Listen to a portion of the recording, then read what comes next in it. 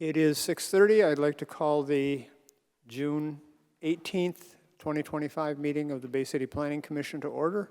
Please rise for Pledge of Allegiance.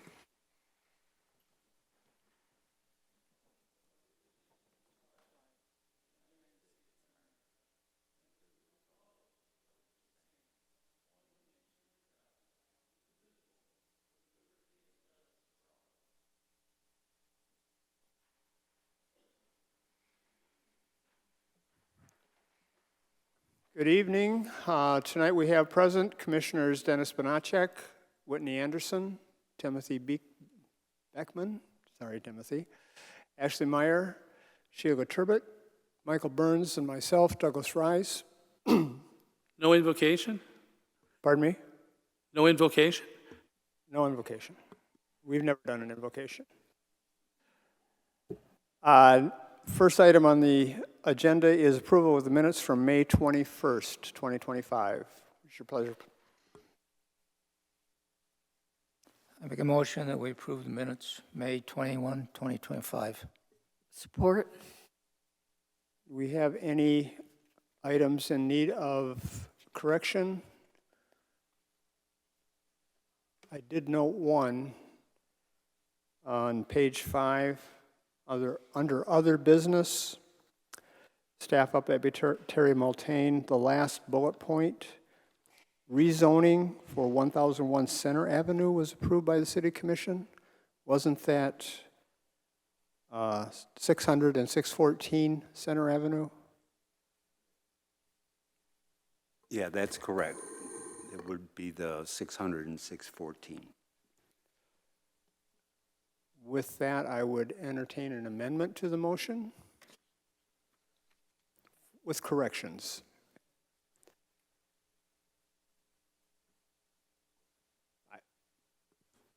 Don't we need to do that? You made a motion to approve, and now we're going to approve with corrections. I understand. I don't know why you're looking at me. I didn't make the motion. Oh, I'm sorry. Michael, you made the motion. I'll amend the motion to approve the minutes, May 21st, 2025, with corrections. Support. I have a motion and support to approve the May 5th, 21st, 2025 meeting minutes. All those in favor say aye. Aye. Aye. Opposed, same sign. Motion passes. Okay, this is an opportunity for public comment from anyone who wishes to speak on anything that is not on our agenda tonight. Anyone from the public who wishes to comment, please come to the podium. Sign in on the register.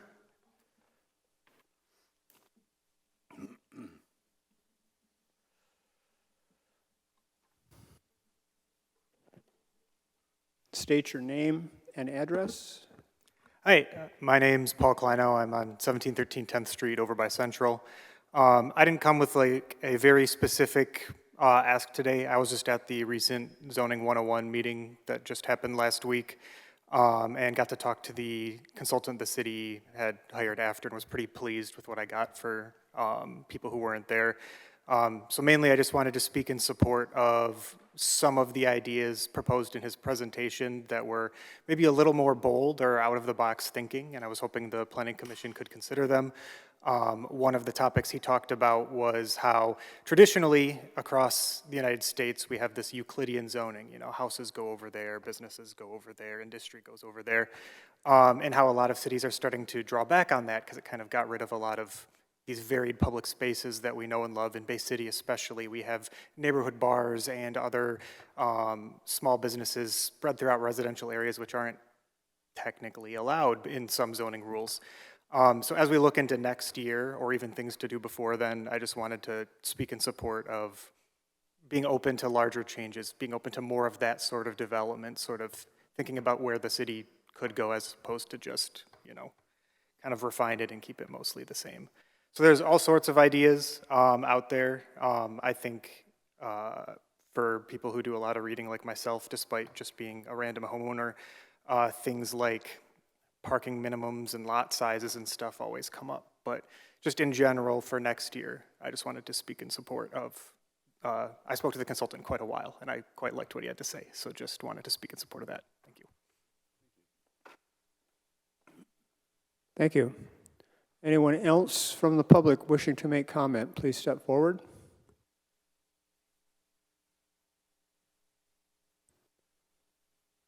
Seeing no one come forward, we'll move on. First case tonight is a postponed case, case SPR 24-06 for 603 Columbus Avenue. Austin and Associates Architects and Planners is requesting site plan approval for the proposed redevelopment of the property to construct a 1,500 square foot retail space for a convenience store. Site plan review does not require a public hearing, so we will move through this rather rapidly. Is there someone, staff report first, Terry? All right, let me just begin by stating that in the staff report, you do have the September 18th of 2024 meeting minutes of the Planning Commission. That's when the case was first reviewed and it was postponed. Then there's also the copy of the staff report that was prepared for at that time, mainly keeping those department reviews found in Part 2 as part of any type of approval process. And then the drawings, which I will be able to pull up here, show the interior, and we now have some elevation drawings, and then the parking and had been redesigned. So having said that, I'll ask Mr. Austin if he wouldn't mind doing a little bit of overview of what changes they actually did make, and I'll pull up the site plan.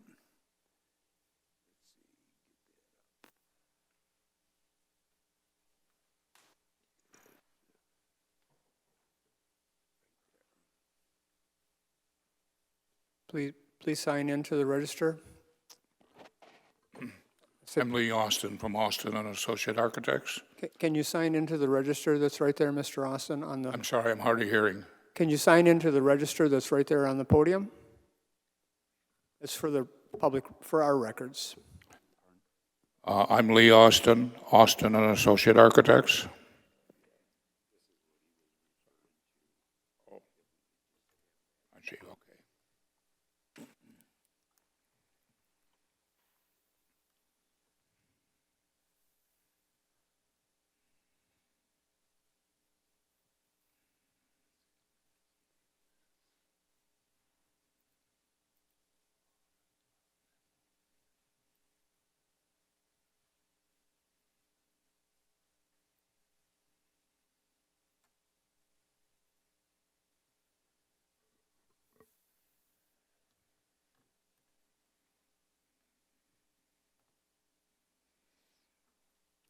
Go ahead, sir. You can go ahead now. I'm sorry. I'm sorry. Mr. Austin, you can go ahead with your presentation. Yep. I think Just highlight anything that you did make a change on. Was there anything specific when you were doing the final measurements on the different things? there was a couple of things.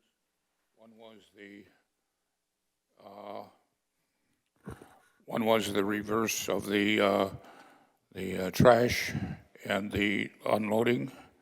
We can do that. And the other one was, I think, increasing some shrubs, and we can do that. Otherwise, I think that we've accomplished everything that you've requested. Yep, you did have this, I will point it out here, this 5-foot sidewalk, which is in front of an entrance on the drawings. I can show where the door would be. We reduced the region coolers by 2 and diminished the beer cave size to give a front door appearance and front door access.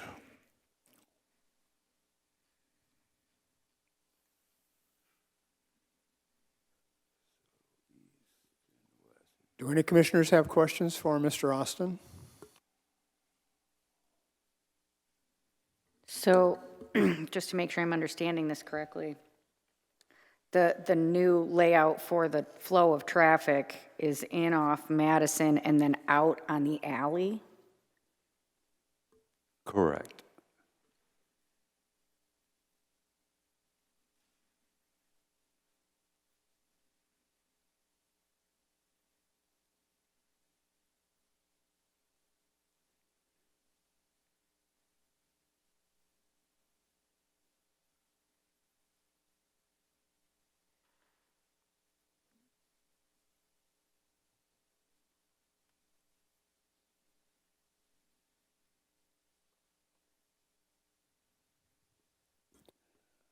I noted in the staff report, Terry, that there was an indication that the enclosure for the rubbish collection needs to be 10 feet away from the property line. Can you expand on that? Because obviously we don't have 10 feet on the site plan. Yeah, we've got this screening right here with a 6-foot vinyl fence. I don't see a measurement on that, but the scaling, if this is 11 feet up here, yeah, that 10 feet has been a problem on existing sites getting redeveloped. The 10 feet, if it's not being met, we would have to take it to the Zoning Board of Appeals, which is a possibility unless we get the 10 feet. That's a fixed number in that refuge section. So let's see, I don't have a dimension or a scale with me, but I think your suggestion would work out well.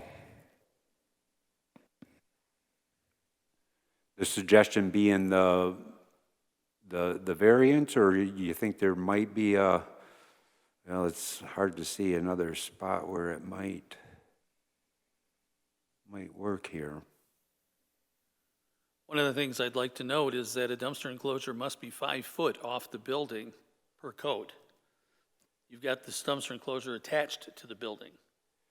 You know, I asked that question and I was told there is not a requirement in the building code for a separation. That's what I was told. Yeah. Yep.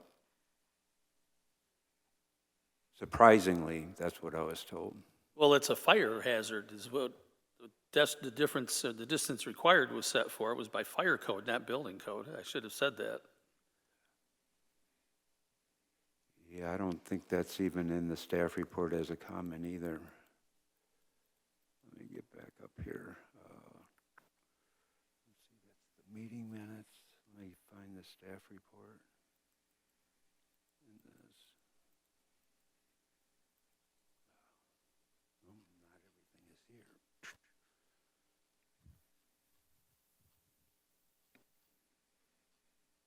All right, here we go.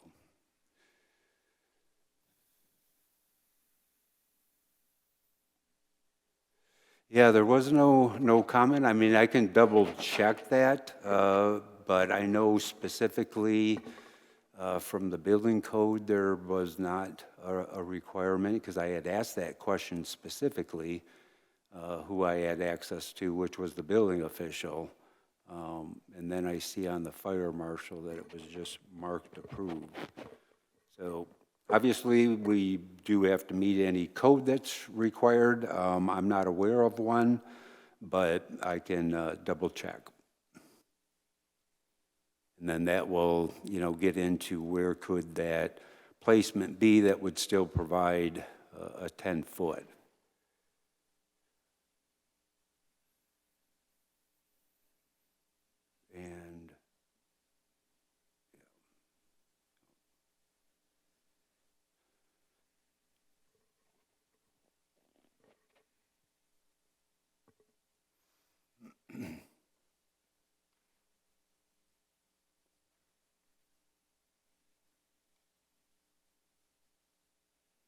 And Terry, if we're going to come back to that, or you'll have to follow up on that? yes, yeah, I will, because it would have to meet that setback. If it doesn't, then, they'll either have to find a replacement, or, if they actually do have to be placed there, then we would have to have a case for the zoning board. The condition that we could make on the approval if we decide to Yes, that's correct. make that condition. All right. I also noted under your discussion on the approval standards on item item F, off-street parking, you note in your italicized comment, 4 parking spaces are being provided, but obviously I see 8. 8. 8, yeah. So that would be a correction on that to 8. Yes, 8 parking spaces are shown on the site plan. And then the fence under H is shown there. It's shown as 3 foot in the site zone and then stepping up for some screening to that north property, which is residential.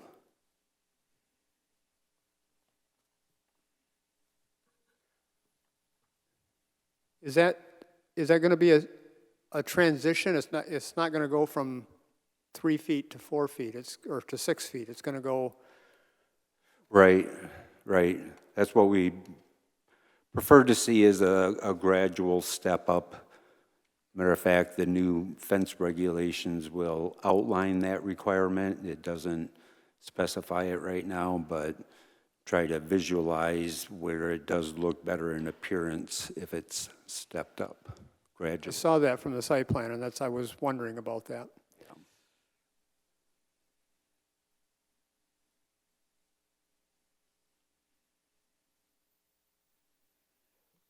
Mr. Austin, we see on the floor plan for the interior of the store now that there is entrances on both the parking lot side and on Columbus Avenue side.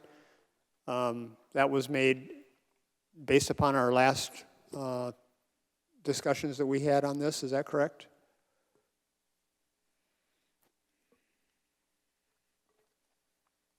Yeah, I think the idea was to always have the 2 doors, but it wasn't clear on the drawing. On the last site plan. Correct. Well, the site plan looks like there's some concrete leading up to that side, the Columbus Avenue side. Yeah, there's a paved area to walk to the door here, and then this right here is that 5-foot sidewalk, and then a small ramp area here for the ADA parking requirement.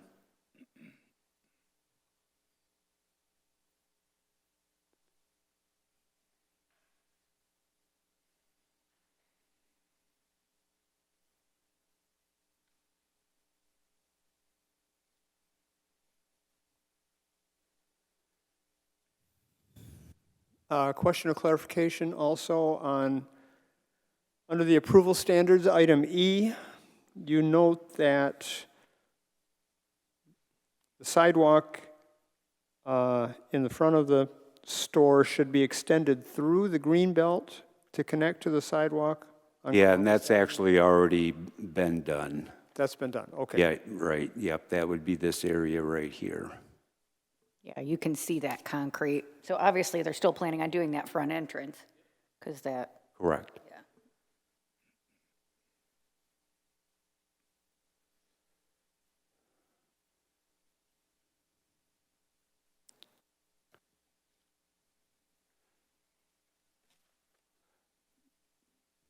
One of the things I think the Planning Commission should consider and maybe add is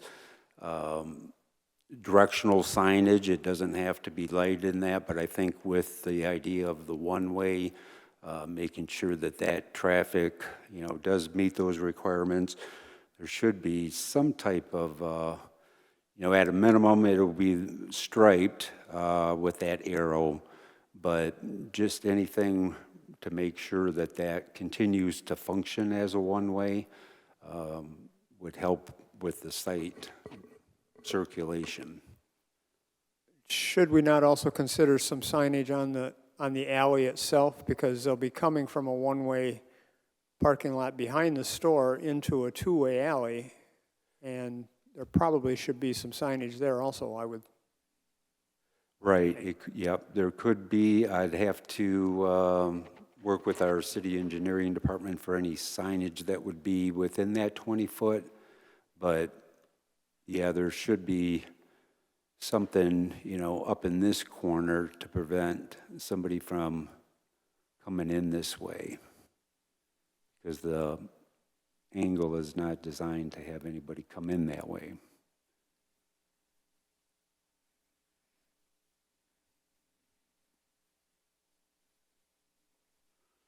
So, yep, add directional sign.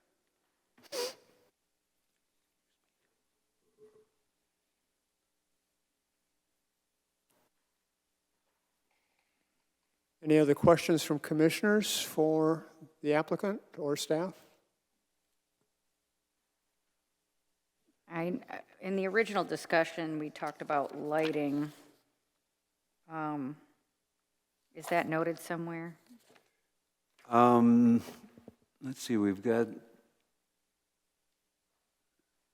I know there was mention about the wall packs, but what I should do is up under the comments for conditions is an electrical permit is always required. So at that time, let me make sure I don't have lighting up here.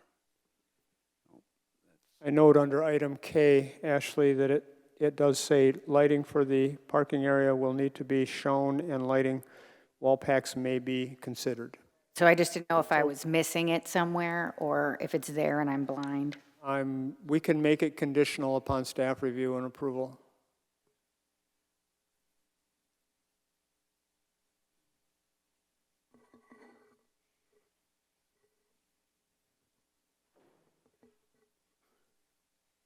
With no other questions, thank you, Mr. Austin. We appreciate it.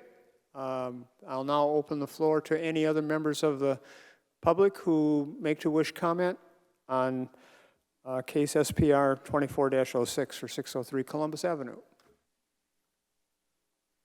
Thank you.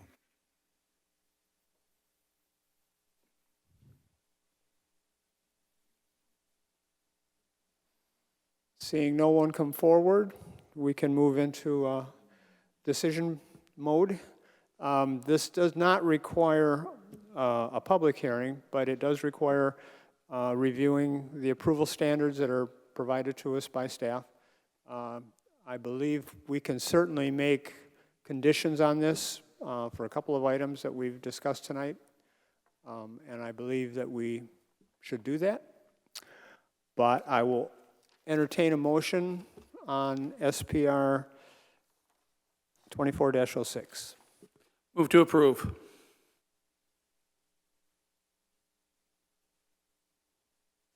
Dennis, would you like to add conditions?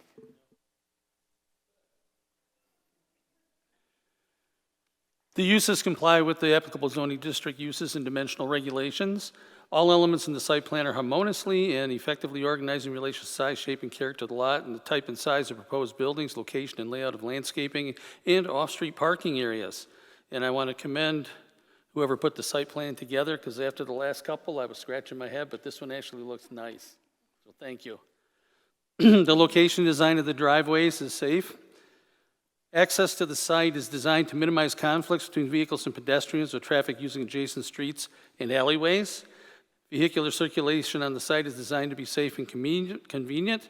It is noted that it is one-way directionality on this site, and appropriate signage at Terry's behest will be approved by him administratively. I'm sure there'll be other signage issues that go with the site. Safe and convenient pedestrian bicycle access and circulation are provided. Off-street parking and loading areas comply with provisions of Article 17. There are 8 parking spaces, as noted earlier. Greenbelts and landscaping and screening, they're looking good here. Walls and fences, the fence is shown with the neighboring property to the north, and we are assured that it will meet fencing regulations in terms of height. Like I said, the signs are going to be part of the sign code. So we don't really have to play with those. Refuse receptacles. This is kind of up in the air still, but we'll leave it in Terry's capable hands to approve whatever comes up out of this administratively. Exterior lighting, we'd like to see a lighting matrix, and Terry will have to approve that as well. Access routes for emergency access vehicles, we've heard nothing that says it's not compliant. And public utilities are provided in accordance with regulations of our utility providers. Stormwater management is not required by the city engineer. That's an interesting comment. Staff findings under Part 5 are met, so I move to approve. Second. I have a motion and support to approve site plan review for SPR 24-06 with stipulations. All those in favor say aye. Aye. Aye. Opposed, same sign. Motion passes. Thank you. Very good, thank you. Okay, we'll move on to new business, case SPR 25-02 for 341 13th Street, a utility cabinet in the 3rd Ward. Omnifiber LLC is proposing installation of an above-ground fiber optic CommScope 432 port outdoor cabinet within the city-owned right-of-way near the west end of 13th Street. Staff report? Okay, this is a city ordinance, and it has been used a couple of times in the past. We went through a group of AT&T cabinets about 10 years ago that were installed. So this is fairly new to a lot of the departments that were reviewing it. So we got out that ordinance and followed it accordingly. The one thing that I do have to correct for tonight is this cabinet, it has actually active and a passive. So they're going to be back to back, and I'll show you. Here is the active cabinet, and then this is the passive cabinet, and they would just be back to back. I didn't pick up that there was actually 2 cabinets, but it is the same location. And looking at the notices that we did, you know, I do believe we can act on the same location for the 2 cabinets, but there is one facing, on the drawing it shows facing each way, but they would be flipped around. And other than that, the staff report is actually similar to the staff reports that are used before, kind of highlighting some of the specific standards that do apply under the different departments. I know we received a couple of maps that we've included in the staff report that can be made for reference with regard to the placement of the cabinet. And then within this staff report, it also does kind of specify some of the conditions, because there's a process once the cabinet is being installed to, again, notify the property owners.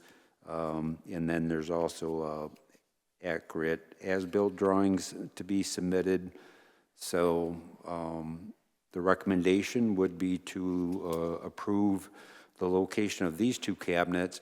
And then also I have a short presentation that we're just going to ask the applicant to kind of highlight why these cabinets are needed, and maybe some of the work ahead for the upcoming build out of these cabinets. So if you could come to the podium and state your name and sign, and then I'll get this other staff report correct.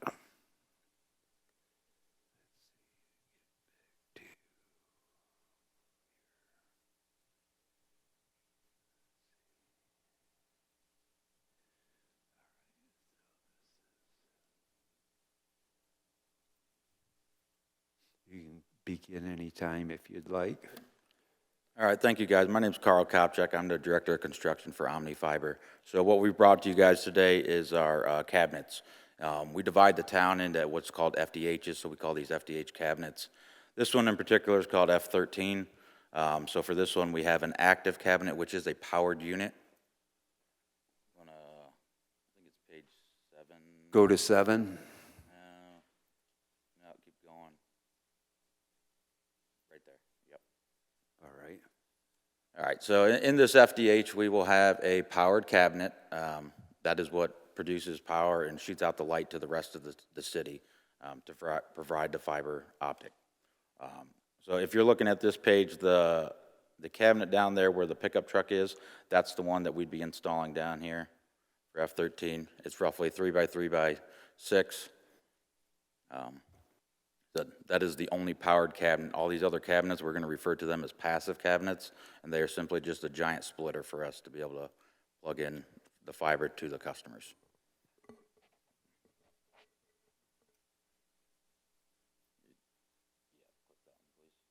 This one? Yep. All right. So these are the passive cabinets out there in the field. They're mounted to a vault lid. So all of these are about 18 by 24 by 36. They will range in size by a couple inches, each of them. So we have 144, 288, 432, and 576. It's just a number of ports. It doesn't mean anything else to you guys other than that. But on our side of things, it does. So, but again, they're all going to look the same. They're all going to mount to one side. It's called an extra large vault. It's a split lid vault there, and that's just mounted to one side of the vaults. In this build, we are going to be presenting a lot of these to you, so just wanted to let you know, I'm down in Port Clinton, so long drive for me, so I brought Justin Stadler with me. He's my construction manager. He'll be here to present the ones going here in the future. Overall, we have 38 passive cabinets to do here, so when we do these next time, we're going to try to do them in more of a group, so it's not so tedious here one by one. But they're all going to be, it's all the same story, so if you guys have any questions, happy to answer those here now, but it'll just be a repeat every single time. When we do place these on the maps, we do take into consideration placement of all those. Nobody wants it outside their front door, fully understand that, so we do take that in consideration. We're looking for side yards best we can, industrial places. If there's other cabinets, we're just going to try to put them in the same spot there as well. Could you hit upon the pole attachments? Is that connected to these cabinets in any way? I know some of the emails had separated, the cabinet from the Metro Act, but could you explain a little bit of that if you could? So the pole attachments, that goes through the separate permitting process here, but you guys have your own poles here. So we are submitting what we call strand maps. It's all the predetermined attachment heights there. We'll submit that to you guys and then look for approval from there. But all that simply is just the exact height of which we're going to attach to on every single pole. Yeah, so that process is being followed through city engineering, but I think more so through the Bay City Light and Power. Correct, yep. That's Bay City Light and Power, and then we're also filing with Bay City Engineering for the rest of what we call a CD set. They're about 30 to 60 pages normally of all our views, and that's a high-level, zoomed-in version of actually where we're going, what side of the street, where all the structures are going to be placed within the boulevards. Just so you guys know, while I'm here quick, each FDH is about 34 to 45 days turnaround time, and as we're building, we're lighting these up, so we're activating customers as we're building.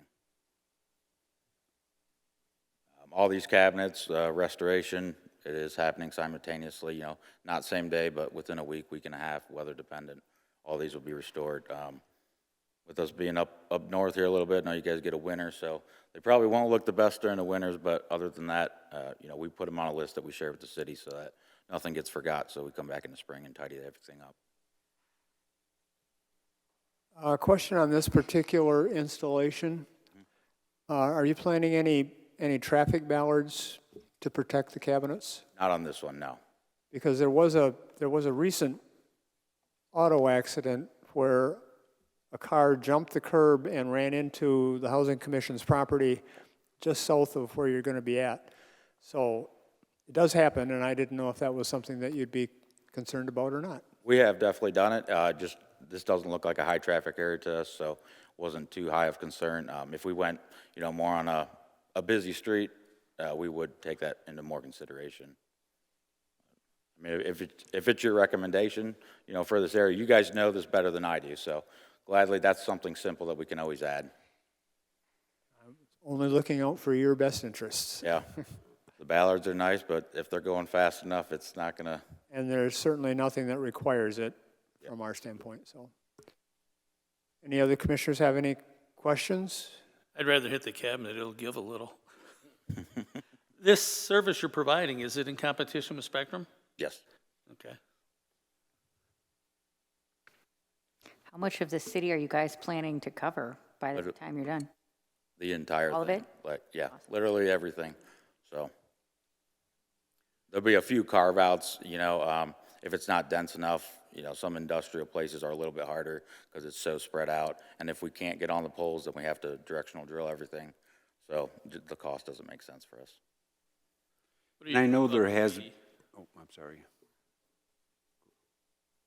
Go ahead, Dennis. Who's first? Go ahead, Dennis. What about graffiti on your units? Graffiti, Handle that? we haven't had it so far, so. We'll take that. I mean, we'll send somebody up here to, try to clean it off, but other than that, unless somebody notifies us, and if it's got vulgar language on it, we're gonna get rid of that first, but. More gang sign, the Yeah. wannabes here and want to mark stuff up, and we'd like to get that covered up as soon as possible, so. Yeah.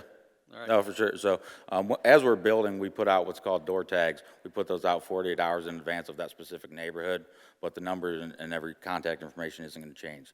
So on that, you'll have our 1-800 number, the QR code that takes you to the website, and then the actual website spelled out. With on that, you can call us, or you can put in your own report online there, and then we'll get a ticket back to our system here, and you just simply say whatever's going on. So if there happens to be that, if you got officers that are looking out for that stuff or homeowners, they can call in and let us know so that we know. Excellent, that's what I wanted to hear. Thank you. Yep. And I mean, if you guys, I don't know if you have any art programs, but some communities have wanted to draw on them, have kids paint different things. So it is an option, but, sometimes that can get destroyed too. So just depends on how you look at it. Hey, they are big on art around this city. There's a lot of murals. There's art all over the place, so maybe. And that can always be way down the road too, nothing.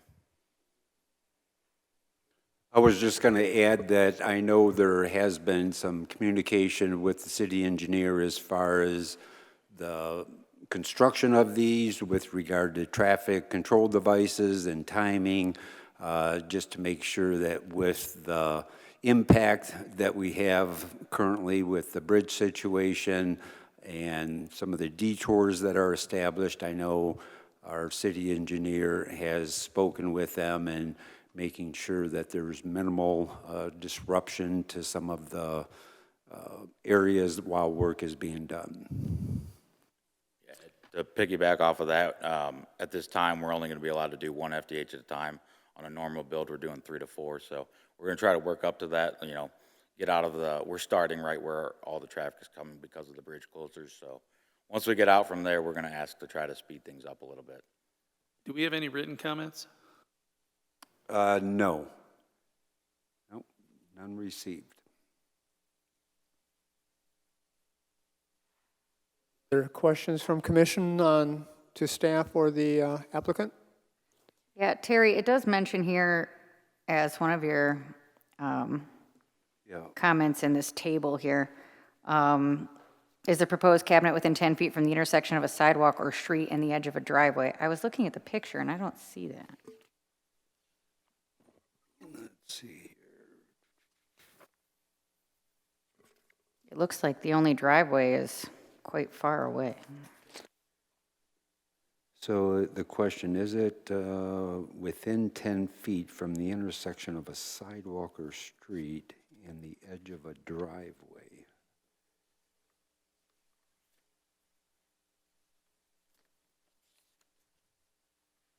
Okay. The nearest driveway would be the Housing Yeah. Commission driveway. Yeah, I don't think the driveway would be, but it would be the sidewalk. It's indicating 6 feet from the sidewalk running east to west.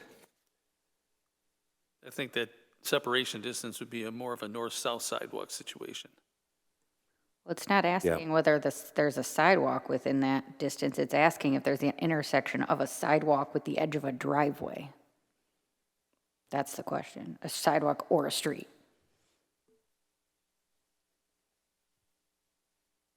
Oh, I see, right. Okay, so in that case, the answer would be no. Right. Okay, yep, that would be a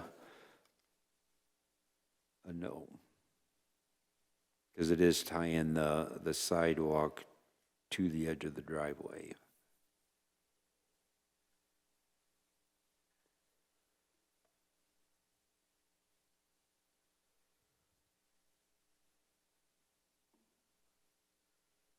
If there are no other questions, I'll open the floor to any member from the public who wishes to comment on the proposed application. I just had one curiosity question. How long do you estimate, what's the timeline to have all these completed?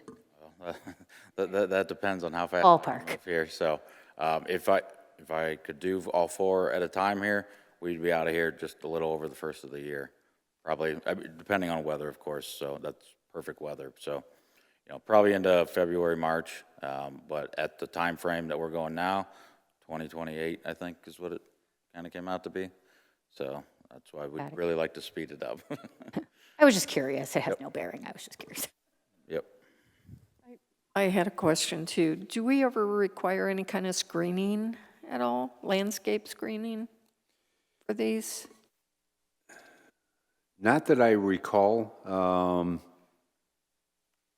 because like I said, we did the AT&T tower, or not towers, but cabinets. I don't believe, any of them did have screening on them. Well, we're in the right of way anyway, so we'd want to be Right. looking at any landscaping in the right of way. I mean, if residents, if it's still in your front yard, even though it's the right of way, they can mulch around it, they can put flowers. Just know that we will be accessing these cabinets at a regular basis. So if things get trampled over because, they're put around it, then we're not going to take liability for that. So how will you be notifying residents within so many feet of when they're going to be, where you're going to be installing one, or? Yeah, Yeah, when we go to do the initial install, is that what you're saying? Yeah, yes. Yeah, I believe we have to do a paper copy to their doors.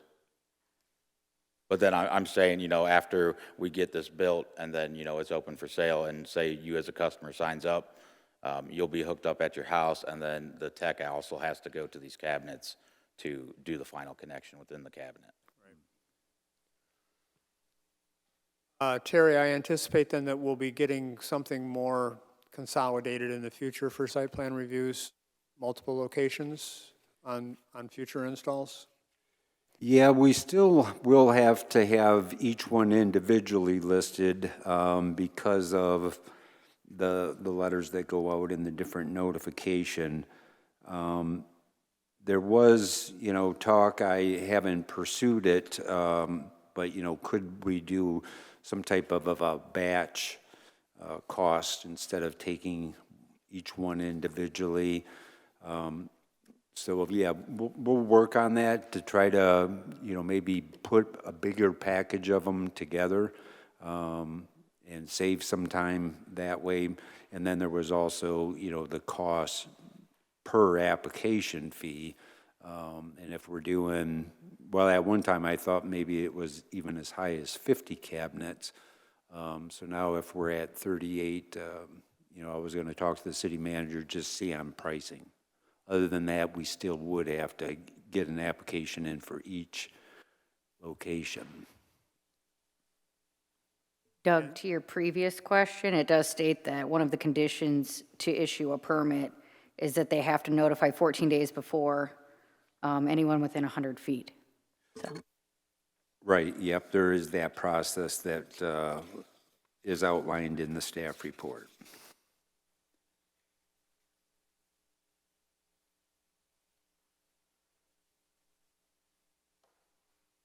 I think what I was trying to get to was, since this is site plan review, we don't do notifications to property owners within 100 feet or 300 feet of the proposed site.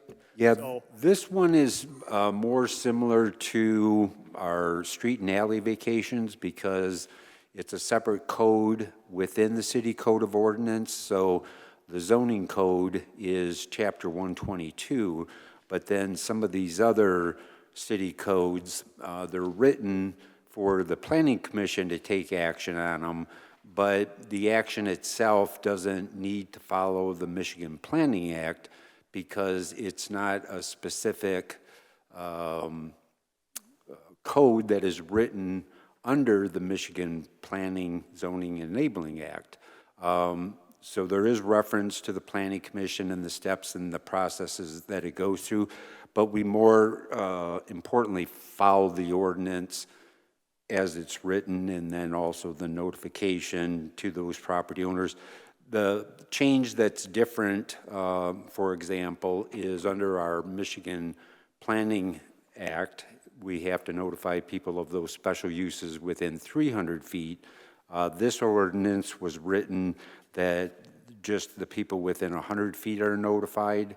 So we followed that, notification requirement, even though it is a site plan review that normally doesn't, if it was falling under the Planning Act, wouldn't require that notice. But because it's a city code of ordinance directing to, do public notification within the ordinance, that's what we would follow. Okay, thank you. And I believe the utility cabinet ordinance is about 2.5 pages, maybe 3 pages long. So it spells out the different steps and the processes, because some of the process actually begins with the city engineer, because the utility engineers are able to work with the city engineer, and then that staff report was prepared based on their field observations, and then put that information together to follow, again, some of the standards or criteria that's within that ordinance. The next time we have one of the cabinets, I'll include that utility ordinance just for you to see it in its full length. But yeah, that's how we have to follow that, as well as, like street and alley vacations. So in essence, we're doing the public notification so that the neighbors can come in and talk to us, kind of like a special use. Yes, Okay. So we need to approve every location. correct. All right. Yep. Just wanted to clarify. And in this one, there was, my error, I didn't see that there was an active and a passive, but for this one, being at the same location, I would recommend that both of the cabinets be approved. And this will be the only location that has 2 cabinets. All the rest are just single passives. Understood. With that, I'd move to approve SPR 25-02, as it does not create an obstacle in the right-of-way, minimizes impediments to driver's view of street or sidewalk, does not create an attractive nuisance to children, does not interfere with the essential services, will not detract from the streetscape, and it protects property owners' rights to attractive, well-maintained public spaces and rights-of-way while ensuring that the legitimate needs of the utility companies are met. Second? I have motion and support to approve SPR 25-02. All those in favor say aye. Aye. Aye. Opposed, same sign. Motion passes. Okay. Next item on the agenda is staff updates. Terry, you have any updates for us? Yeah, on Monday night was the first reading of the sign code. There was a presentation, a brief presentation given by Giffel Webster's. That went well.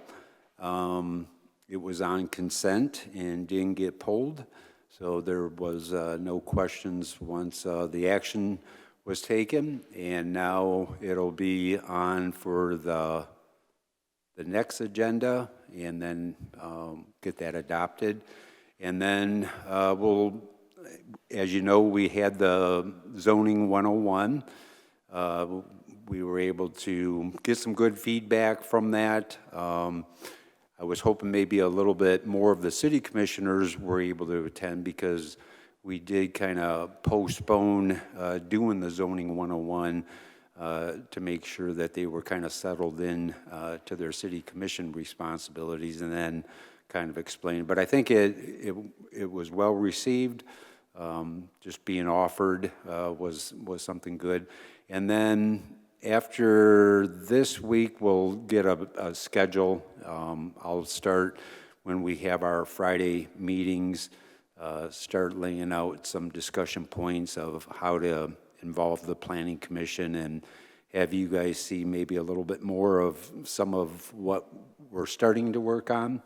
Right now, the only chapter that was given to us is just some of the, I think the Zoning Board of Appeals chapter, some of the easier ones, I guess, because there was sections on enforcement, so those were just some of the very low-hanging fruit to get a good start on it. But then, obviously, we're going to be getting into the bulk of it, and then also some subcommittee meetings.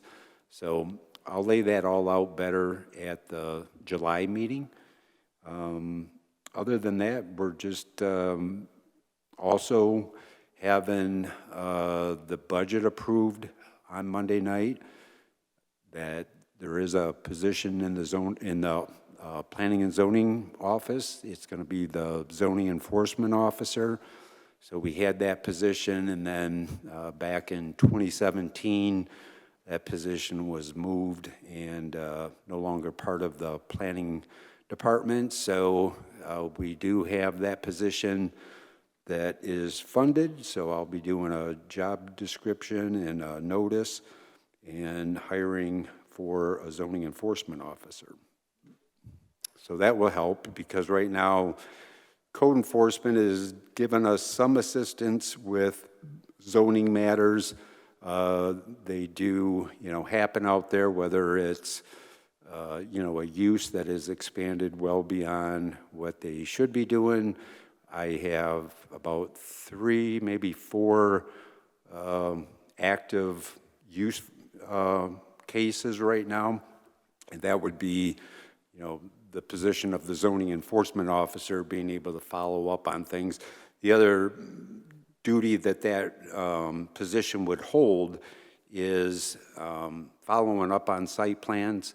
So that position is also, it's not just a nuisance / problem officer.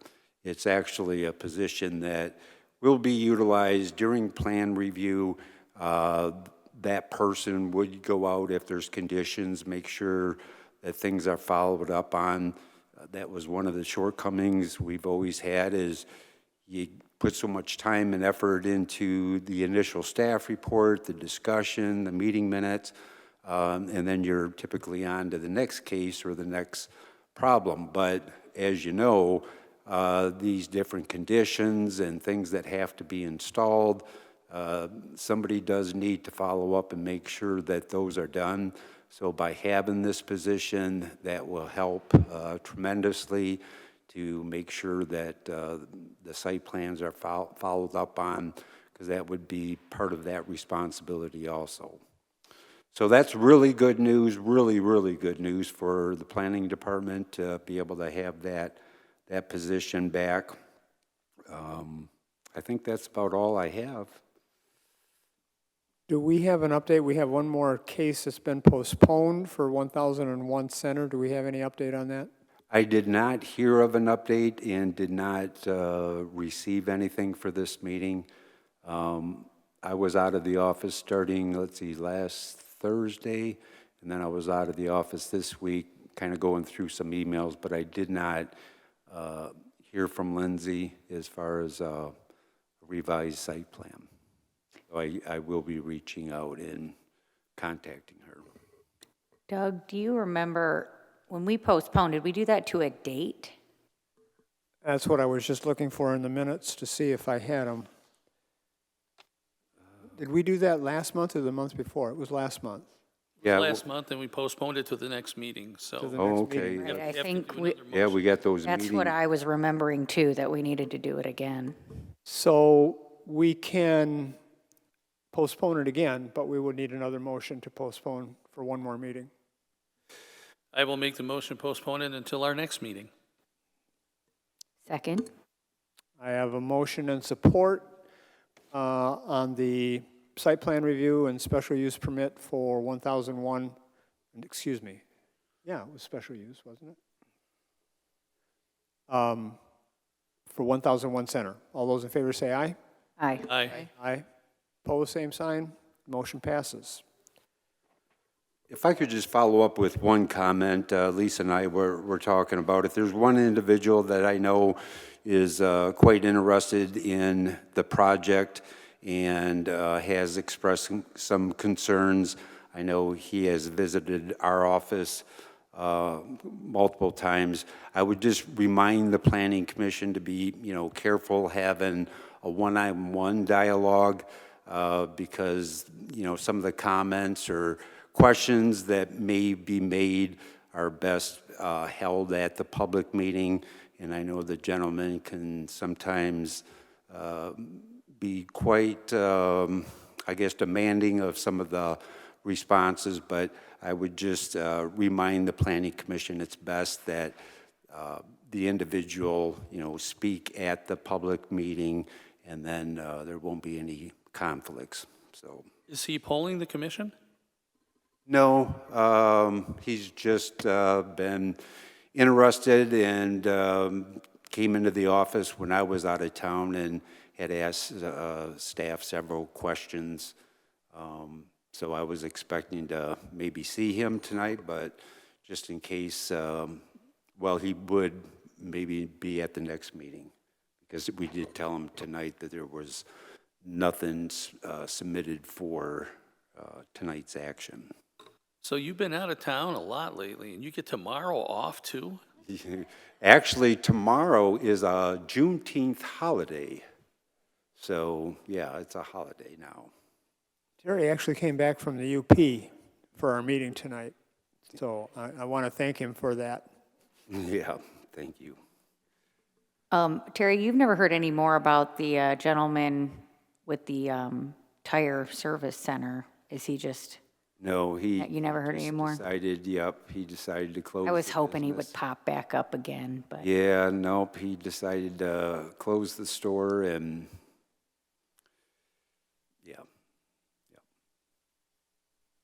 Yeah, it is too bad because, in some way, I didn't intend, and it was not the intent to string him along, because as you know, it started off with a zoning board of appeals application, and then it went to the planning commission, and then we recommended the rezoning. So we did do the rezoning on the two parcels, and then just ran into that problem with the site plan. And again, that's still on the top of our minds as we move into this new ordinance to, maybe address some factors. I don't know how much we can, but it's a situation like that was unfortunate that, it was the engineers that, had those requirements that the property owner just couldn't meet, so. We have any other items not on the agenda that anyone wishes to bring up? Hearing none, I'll entertain a motion to adjourn. Motion to adjourn? Support. Motion and support to adjourn. All in favor, say aye. Aye. Now let's get home before the storm hits. Yeah, I was looking at the radar at about 5:30, and I said, if we get out of there on time, we might not hit the rain. Pardon? No, I'll end up staying